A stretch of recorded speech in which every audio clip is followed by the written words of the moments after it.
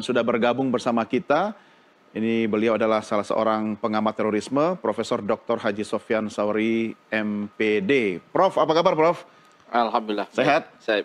Ya, ini kalau kita lagi diskusi termasuk dengan Pak Kris di Zoom sana ini tentang kondisi terkini di Suriah. Tapi kalau Anda saya minta perspektif tentang Suriah sekarang pasca HTS berkuasa, apa yang ada di benak Anda kalau dari perspektif sebagai seorang pengamat terorisme dan juga aktivis deradikalisasi? Ya, pertama ini merupakan transformasi yang sangat besar dari HTS. HTS kita lihat kalau melihat tokoh-tokohnya seperti misalnya Abu Muhammad Al-Jolani, Ya, Al-Jolani. Pertama bergabung dia dengan Jamaah Tauhid wal Jihad yang dipimpin oleh Abu Musab Al-Zarqawi, kemudian dia tertangkap di Camp Buka, jadi penjara yang dikelola oleh Amerika pada saat itu, dan memang banyak aktivis dulu masih Jamaah Tauhid wal Jihad sebelum dia bergabung dengan Al-Qaeda. Ya. Akhirnya Jamaah Tauhid wal Jihad yang dipimpin oleh Zarqawi ini akhirnya bergabung dengan Al-Qaeda, Osama bin Laden, sekitar tahun 2004. Lalu muncul namanya Jamaah Tanzim Qaidatul Jihad fi Biladi Rafidain. Jadi Al-Qaeda di dua negeri, Tigris dan Efrat di sana. Lalu berubah lagi namanya Daulah Islam Irak.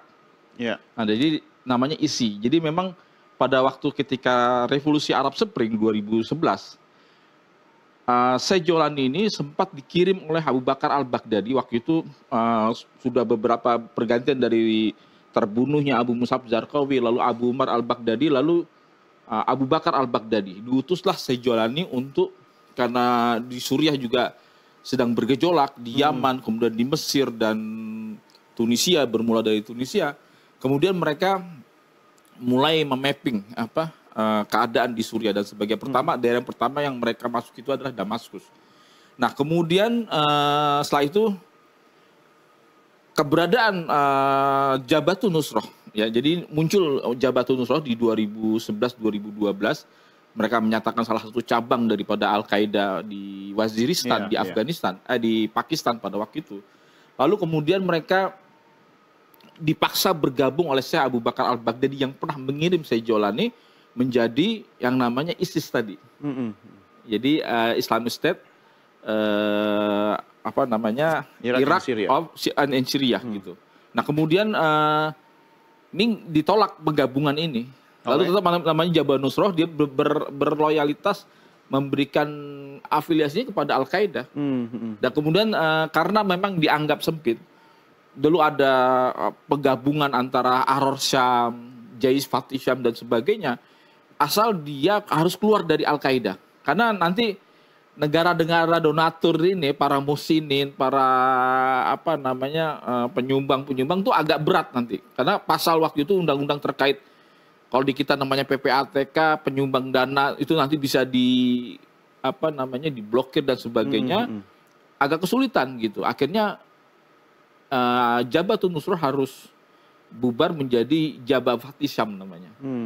Dan kemudian Jabhat Fatih Syam juga berubah lagi, penggabungan antara Ahrar Syam dan sebagainya, lalu sampai muncullah yang namanya HTS tadi, Hayat Tahrir Syam, gitu. Dan kemudian dia melepaskan semua karena terlalu sempit kalau dia memakai idiom-idiom yang padahal kita tahu yang berjuang di Suriah bukan cuma banyak fasoil-fasoil yang kemudian nasionalisme berangkat dari memang banyak harokah-harokah Islam yang lainnya gitu, tapi juga perjuangan-perjuangan nasionalisme ini juga harus diperhatikan. Artinya kalau kita bicara HTS sekarang ini wajahnya apa dia ini?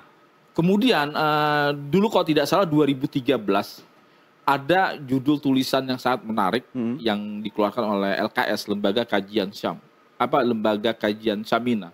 Namanya dia membuat sebuah tulisan judulnya Al-Qaeda 3.0. 3.0. Saya nggak tahu sekarang nih mungkin sudah Al-Qaeda 5.0. Jadi udah OS-nya nih, operational sistemnya ini sudah canggih dia. Dia nggak lagi. Jadi kalau saya baca sekilas di situ, mereka nggak lagi terjebak kepada misalnya Daulah Islamiyah. Mereka nggak lagi terjebak namanya tatbiku syar'i yang ketat dan kemudian. Dan ini kalau kita lihat, saya sih nggak aneh ya, karena saya memperhatikan bagaimana surat-surat Syekh Osama yang disebut dengan Letter from Abu Tabat.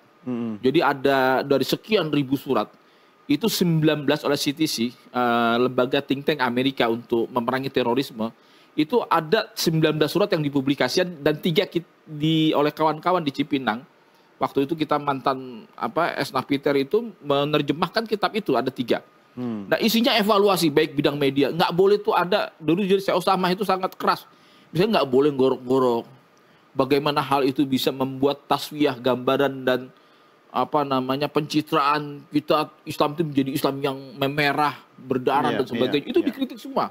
Pada waktu itu surat itu ditemukan 2011 oleh tim Navy SEAL 7. Intinya HTS itu bertransformasi.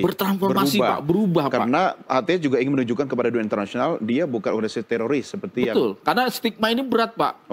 Prof, kita punya WNI banyak sekali di sana. Era 2012-2014 ya, itu banyak warga negara kita yang kemudian terbuai, terpanggil, kemudian untuk dalam tanda petik mengambil diploma di Suriah gitu kan. Bagaimana kondisinya sekarang ini?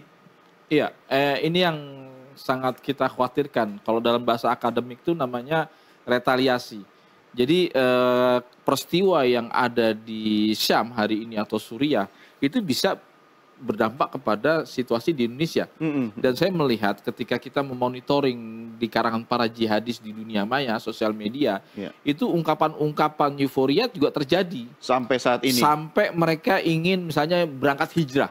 Ini yang kemudian yang akan dilakukan oleh Densus 88 maupun BNPD untuk memitigasi perkembangan di dunia maya. Bagaimana? Karena situasinya hampir mirip ketika adanya deklarasi Daulah Islamiyah Irak, Wasyam tadi, ISIS. Di 2014, 10 tahun yang lalu. Betul.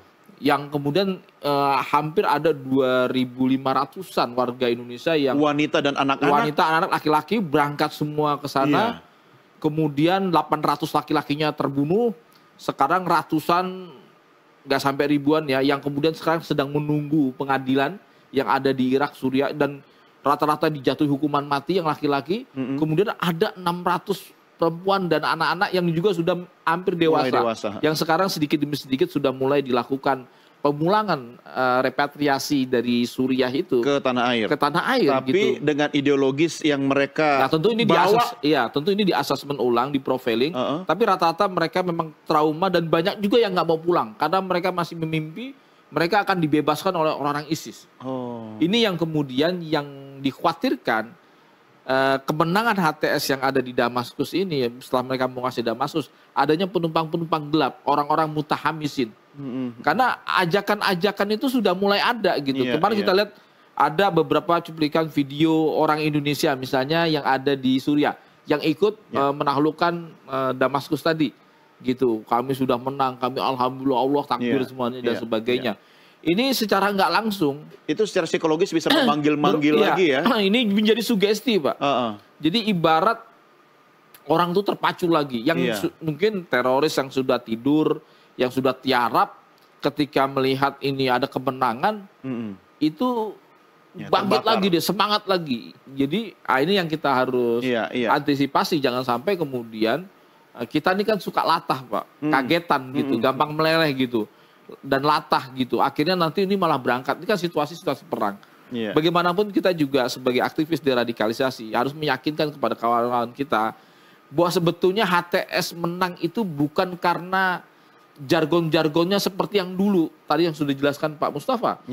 Tetapi transformasi ini bagaimana dia menjadi seorang yang moderat, ini yang harus kita perhatikan. Apakah ini juga bagian daripada takiyah? Karena ada istilahnya takiyah atau kitman atau tauriyah. Jangan-jangan mereka ini sedang menyembunyikan maksud dan tujuan. Ini kita kesampingan dulu. Tapi yang jelas ada kompromi politik yang dilakukan oleh HTS. Contoh misalnya, dia mengikat perdamaian dengan orang-orang, misalnya Nurdin Zanki atau Fasoil yang dulunya sempat bentrokan bersenjata dengan orang HTS. Tapi kemudian kali ini mereka bekerja sama, bergabung dengan Fasoil yang lain, lalu kemudian mereka membuat joint operation. Ini istilahnya semua belum menunjukkan wajah aslinya ya. Betul. Dan yang HTS juga membuktikan dia bahkan memerangi cabang-cabang Al-Qaeda. Misalnya kelompok Hurrasudin. Yang kemarin saya lihat aktivitasnya mereka ikut menyerbu Damaskus. Kenapa? Karena HTS dianggap berubah. Manhatnya dari Al-Qaeda, dia berpisah dengan Al-Qaeda dan itu juga dikecam. Prof, Anda harus terima tantangannya Pak Kris tadi. Bagaimana upaya deradikalisasi itu harus lebih masif meski jangan hanya dipantik kena persoalan di Suriah sekarang yang lagi sedang ini nih. Apa yang bisa Anda sampaikan? Tentu monitoring tetap dilakukan, kemudian juga mitigasi semua dalam segala aspek ya yang berkaitan dengan keberangkatan misalnya adanya orang-orang Indonesia ya ke Suriah dan sebagainya, sehingga kejadian peristiwa 2014 itu tidak terjadi lagi.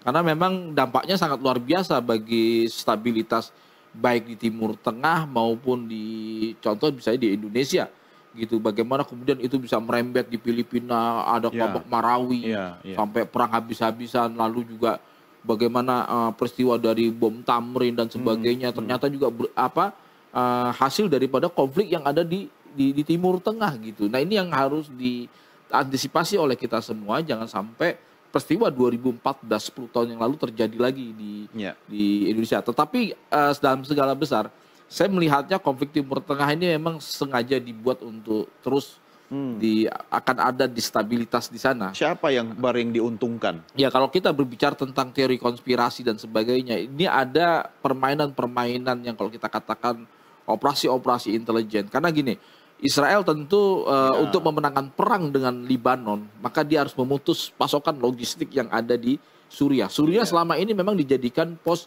bagi tentara-tentara Iran dan sebagainya. Maka membuat distabilitas di Damaskus itu menjadi hal yang sangat penting. Karena ini akan terputus Pak logistik ini yang dari Iran ini. Karena jalur dari Iran ke Irak, ke Suriah, lalu ke Lebanon Selatan. Tapi kalau misalnya Damaskus sudah dikuasai dan ini terus dikembangkan bagaimana konflik antara sektarian antara Syiah dan Sunni, ini terus Pak ini kan terus dipelihara ya. Dipelihara terus yang kemudian dan ini berhasil. Bagaimana peran tentu Turki, status quo itu ingin dipertahankan. Itu yang dipertahankan. Karena tapi kan kita tidak hanya bisa melihat cuma dari perspektif satu negara Israel saja misalnya. Ini kita bicara kawasan Timur Tengah. Betul, Kestabilan Pak. Timur Tengah akan berdampak kemana-mana. Iya, betul. Makanya kemudian menjadi sangat berkepentingan bagi negara-negara yang saat ini sedang berkonflik untuk membuat Suriah itu memang terus. Karena gini, sebagaimana diakui oleh Benyamin Netanyahu juga, kemudian diakui oleh beberapa pengamat-pengamat di Israel, bahwa konflik Sunni dan Israel itu cukup membuat Israel hari ini tuh bisa bersantai sejenak gitu. Karena fokus kepada konflik ke Israel itu akan jadi berkurang, Pak. Dan ini akan terus dikembangkan gitu. Ini yang sangat mengkhawatirkan, maka saya melihatnya sih ada sesuatu di belakang ini dan yang sangat memungkinkan untuk ditunggangi, diinfiltrasi itu adalah para militan-militan ini.